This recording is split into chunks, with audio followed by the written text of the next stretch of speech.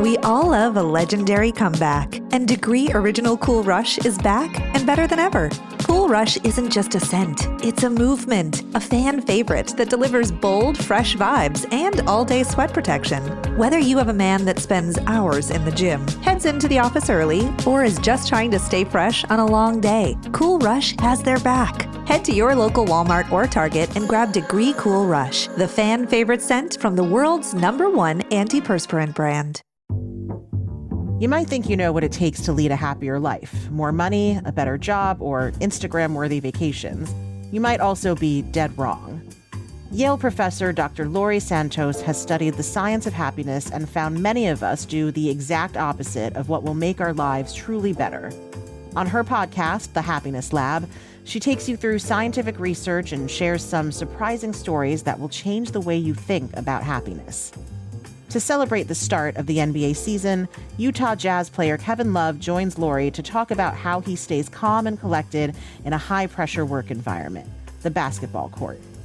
Listen to The Happiness Lab wherever you get your podcasts.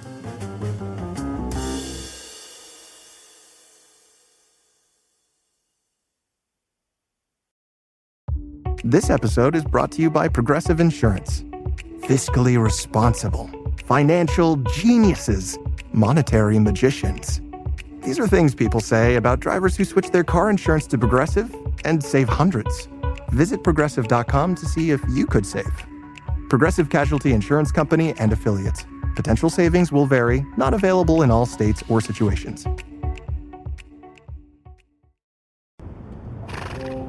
The sun hangs low over the northern plains, casting a pale gold light over a sea of excited spectators. On one side of the field, dozens of men sit tall in their saddles. Their horses stand together, arranged in a tight circular clump. At the center of the scrum lies the prized object of the game, a goat carcass, headless and covered in dust. When the signal comes, the calm explodes into motion. Dozens of horses surge forward at once, pushing into one another. Men lean low, gripping reins in one hand, reaching for the goat with the other. One rider hooks the animal, hauling it up onto his horse before breaking away. He flies across the field, a whirl of dust, power, and precision.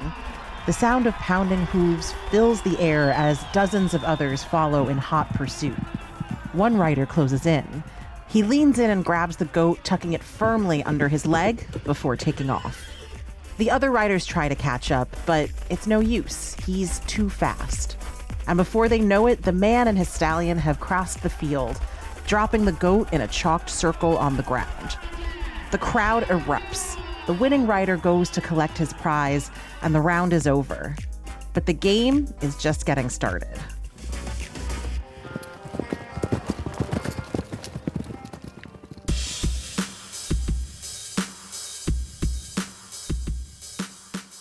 Hey everyone, it's Kavitha Davidson, and welcome to another episode of Sportly. Each week, we discuss lesser-known sports history, iconic events, notable athletes, and impactful moments on and off the field. Moments that all too often fall to the sidelines of history. Today, we'll be taking a deep dive into a historic equestrian sport that is relatively unknown to many in the Western world, Buzkashi. Played predominantly by the people of northern Afghanistan, Buzkashi is the national sport at the heart of Afghan identity. For centuries, the game has remained a central part of social and political life in the country. To the Western eye, the game may initially appear rough and intense, and probably even deeply unsettling. But for the people of northern Afghanistan and other Central Asian countries like Tajikistan and Kyrgyzstan, it's a way of life. So, how is the game played? In Buzkashi, horse-mounted players compete for control of a ball of sorts. But, as we've stated already, this is no ordinary ball. It's the headless body of a goat. Which is why the game is called Buzkashi, which means goat grabbing in Persian. Before the game starts, the head, hooves, and innards of the animal are removed until the body weighs between 40 to 100 pounds. The goat is then placed on the ground on one side of the field. Expert horsemen, known as chapandas, form a scrum around the animal. Once the game begins, they compete for control of the goat, attempting to snatch it off the ground before breaking away from the group with the prized possession in tow. Picking up the animal is often the hardest part. Riders must hold their whips in their mouths as they lean all the way over the side of the horse, take hold of the heavy goat, and haul it up under their leg. All this while the other riders push in, with their well-trained horses ramming and jostling against one another. With the goat securely stored under the leg, the rider must then break away from the scrum and escape down the field. This often requires dodging dozens of opponents left and right as they attempt to steal the goat. Scoring methods differ by region and country, but in one common method, riders must round a flag at the far end of the field before heading back to drop the animal into a chalked circle known as the Circle of Justice. This signifies the end of the round. The scoring chapandas collects his prize from the sponsors, and a new round begins. This can go on for about 2 hours, or until the supply of goats or prize money runs out. The winner of the final round bags the biggest reward.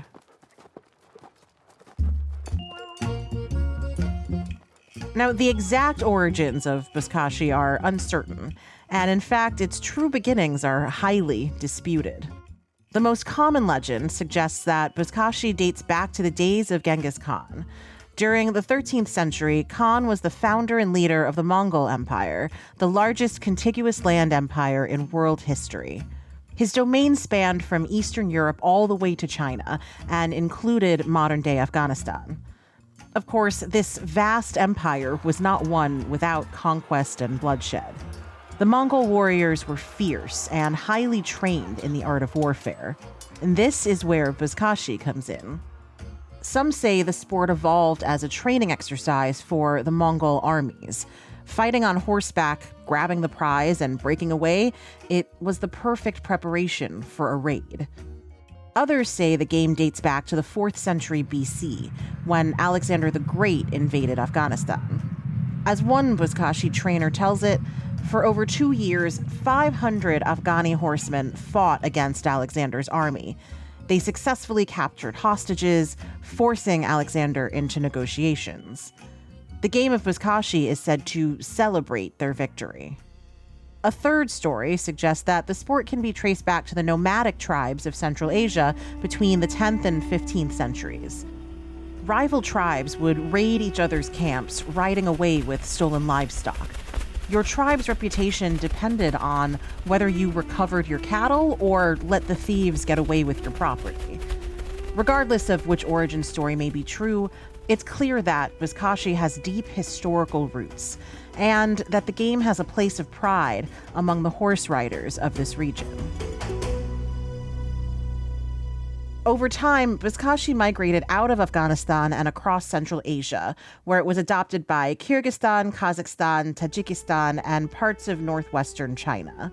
Each region has its own variations in gameplay.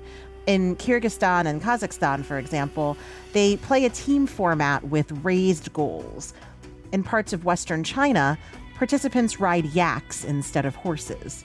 And in Tajikistan, the game is often part of celebratory events like wedding ceremonies. There, the father of the bride is expected to sponsor games of Buzkashi. This is certainly not the case in Afghanistan, where players are sponsored by wealthy benefactors in far more formal sporting competitions.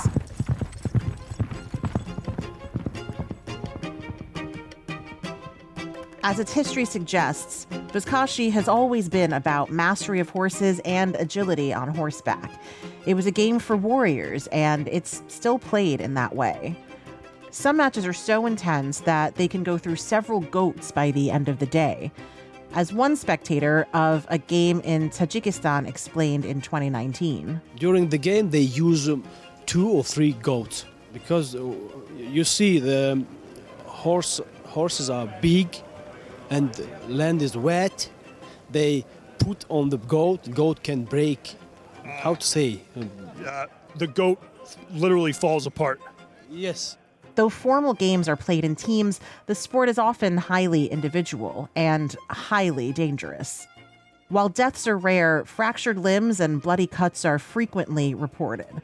With 1,000-pound horses clashing against each other, human bones can break easily. Riders often shove wooden or metal rods down their boots for extra protection. And they also wear head protection, heavy-duty boots, and knee pads to protect themselves. The biggest danger of all is, of course, falling off the horse. In formal games, 2 teams of 10 to 12 riders play together, but in informal matches with fewer rules, Buzkashi can have almost 100 players on the field at the same time. So being trampled is a real possibility. For this very reason, the game requires intense training and experience. The chapandas must be powerful and strong. A skillful player is often in his 40s with years of Buzkashi under his belt. Even the horses are highly trained to build strength, speed, and stamina. They're often trained for up to 5 years before ever playing their first match. In Afghanistan, Buzkashi isn't merely a recreational game played for fun. The sport holds deeper social, cultural, and political significance. For starters, Buzkashi itself enables economic mobility. Riders win a prize for every round won. As travel vlogger The Wonton Don explained in his video during a 2019 game in Tajikistan. So these are some of the prizes you can win if you drag the goat into the circle over there. You can win a rug, you can win a camel, you can win a baby cow, and you can also win like $50. Hello, I'm trying to explain the rules of the game.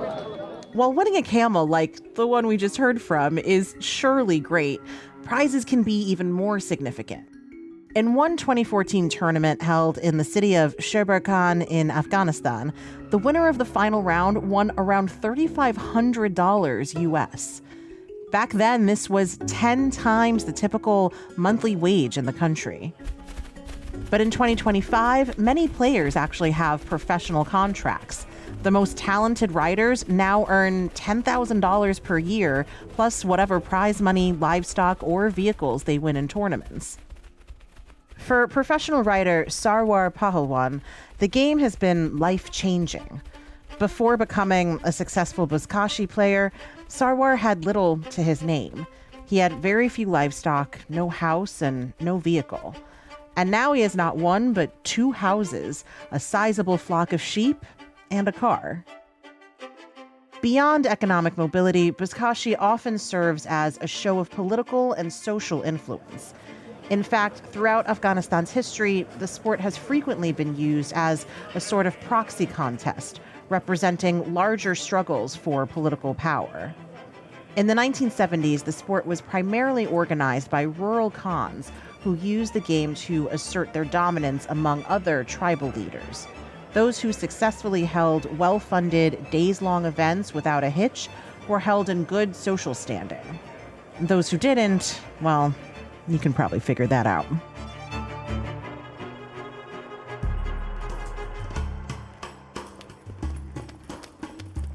In the late 70s, the Afghan government itself attempted to use the sport to deepen its authority at the provincial level.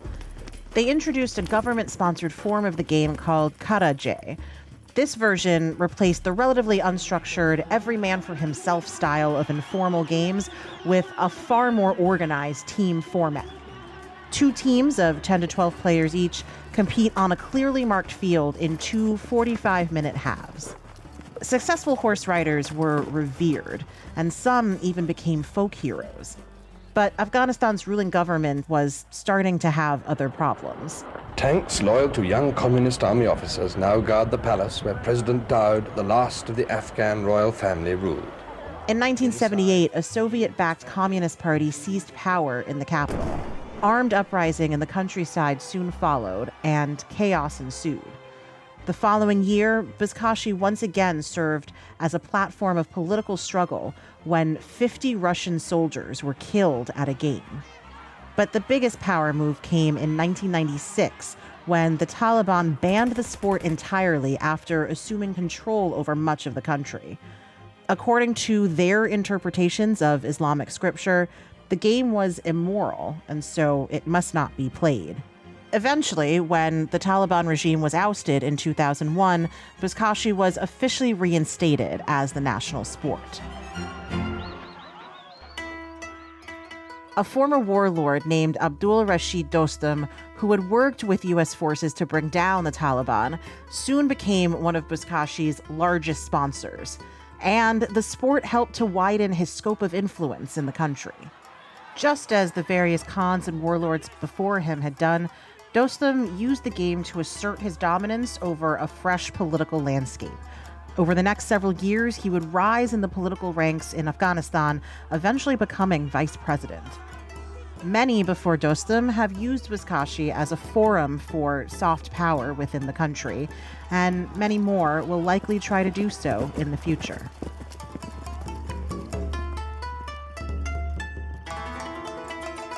Now, Buzkashi clearly has a rich history and deep cultural roots, but many critics have long had ethical concerns about the sport.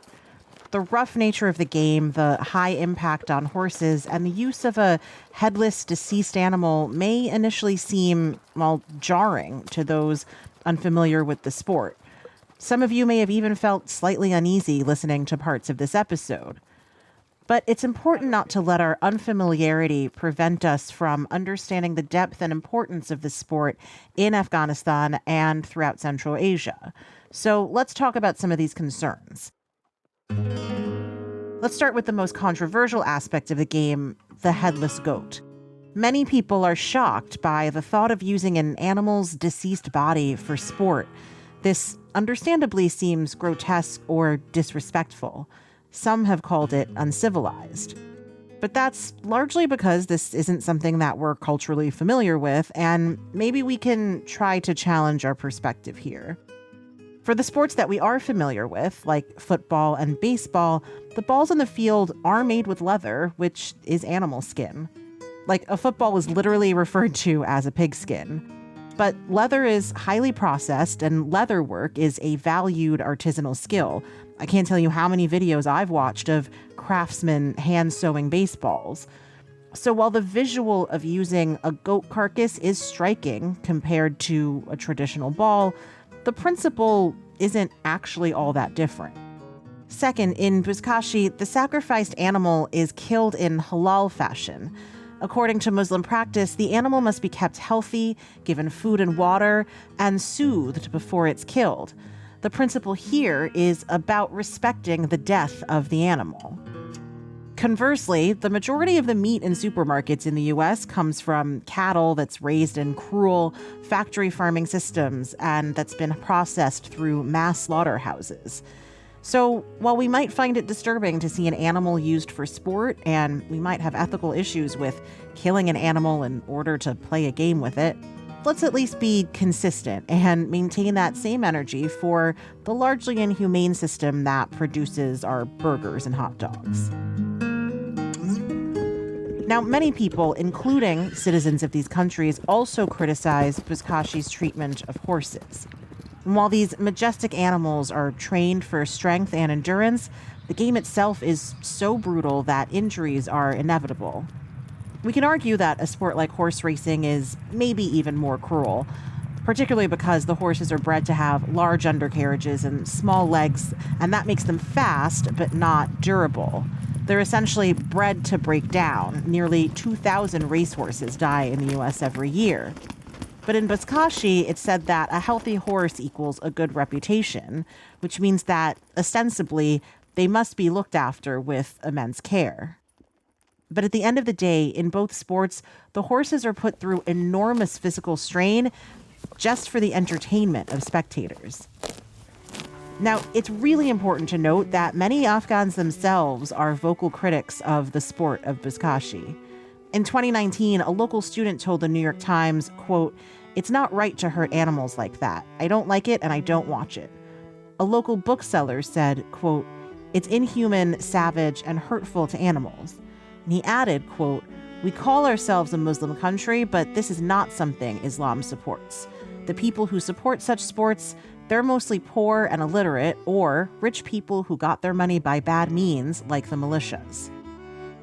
So, while Buzkashi has a distinct cultural role in Afghanistan and other countries in Central Asia, it's fair to have the same conversations around its ethics and standards of practice as we would about any other sport in the world. And we should acknowledge that the people who live in these countries are having those conversations among themselves. The Taliban is in control of Afghanistan. The country's president has fled, and Western countries are scrambling to get people out. And this took the US by surprise. Today, the Taliban are back in power in Afghanistan, and the sport that they once banned has now been reinstated. Its cultural impact has far too much political weight. As Ghulam Sarwar Jalal, the president of the Buzkashi Federation, told AFP News, quote, "Buzkashi is this nation's passion." That's not to say the Taliban don't keep a strict eye on the games. Many Buzkashi events are supervised by Taliban authorities who control crowds with tasers and clubs. Women are now prohibited from attending. While Buzkashi has always been a male-dominated sport, Afghanistan is the only country to ban women's attendance even as a spectator. But the game continues to thrive. In the 4 years after the Taliban's return in 2021, the sport has grown from under 200 riders to over 500 nationwide. For many, Buzkashi serves as an escape from the challenges of everyday life. As one spectator explained to Wyon in February 2022, "We are tired of changes, economic problems, and insecurities in the country. Whenever I come to watch a Buzkashi game, I forget all my grief and feel relaxed." One thing is clear. For now, at least, this ancient game is here to stay. So, as we learned, Buzkashi is more than just Afghanistan's national sport. It's a mirror of the country itself. It's proud and complex, caught between beauty and brutality. For centuries, the game has been a showcase of power, not just for the riders, but for those who control it. From local khans and warlords to modern-day politicians, Buzkashi has been used to display wealth and wield authority. It's a sport that has always existed at the intersection of passion and politics, where a game of strength can just as easily become a contest of control. And while its deep roots in Afghan identity are undeniable, its ethical tensions can't be ignored. The violence of the game, both to animal and rider, and its long exclusion of women reflect a world still grappling with questions of progress and tradition. For some, it's a proud symbol of endurance, and for others, it's a reminder of how easily culture can be co-opted for power. Yet even with these contradictions, Buzkashi endures. It continues to draw crowds, to unite communities, and to offer moments of escape and exhilaration in a country too often defined by hardship.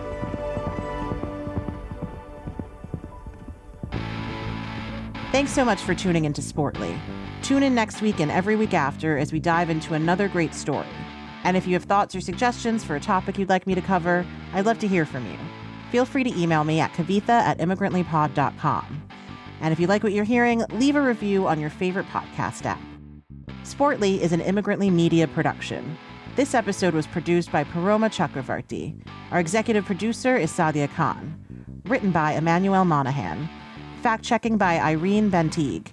Our sound designer and editor is Paroma Chakravarti. Our theme music was created by Simon Hutchinson. Other music by Epidemic Sound. Tune back in next week and every week after for more Sportly.